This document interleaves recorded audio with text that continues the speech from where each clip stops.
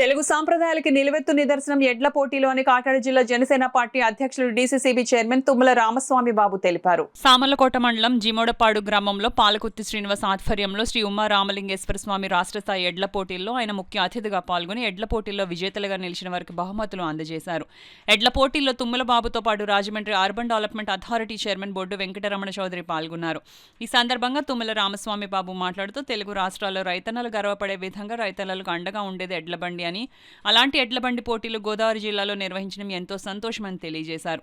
ప్రభుత్వం రైతాంగానికి ఇలాంటి పోటీలు పెట్టినప్పుడు సహకారం అందించాల్సిన అవసరం ఉందని అన్నారు. ఈ కార్యక్రమంలో మేడపాడు జనసేన నాయకులు కంచుమర్తి రాజన్న, జనశ్రీను, జన వెంకటరావు, ముమ్మన దుర్గాప్రసాద్, పిట్ట జానకి రామారావు తదితరులు పాల్గొన్నారు. ఇటువంటి వివిధ ఈ రకమైనటువంటి పోటీలకి కూడా ప్రభుత్వ సహకారం అందించవలసినటువంటి అవసరం ఉంది. ఎవరైతే ఈ పోటీల్లో పాల్గొంటా ఉన్నారో వారికి ప్రభుత్వ సహాయ సహకారం కూడా అందిస్తే మరింత రైతాంగం యువత కూడా ముందుకు వచ్చి దాంట్లో పాల్గొనడానికి అవకాశం ఉంటుంది. అలాగే ఈ కార్యక్రమానికి మేడపాడి గ్రామస్తులు అందరూ కూడా శ్రీనిబాబు గారి ఆధ్వర్యంలో బ్రహ్మాండంగా చేయడం జరిగింది. దీనికి ముఖ్య అతిథులుగా మరి రాజమండ్రి అర్బన్ డెవలప్మెంట్ చైర్మన్ గా ఉన్నటువంటి మా పెద్దాపురం నియోజకవర్గ స్థానికులైనటువంటి మరి మా అందరికీ మరి నాయకుడైనటువంటి భాస్కర్ రామారావు గారు తనయుడు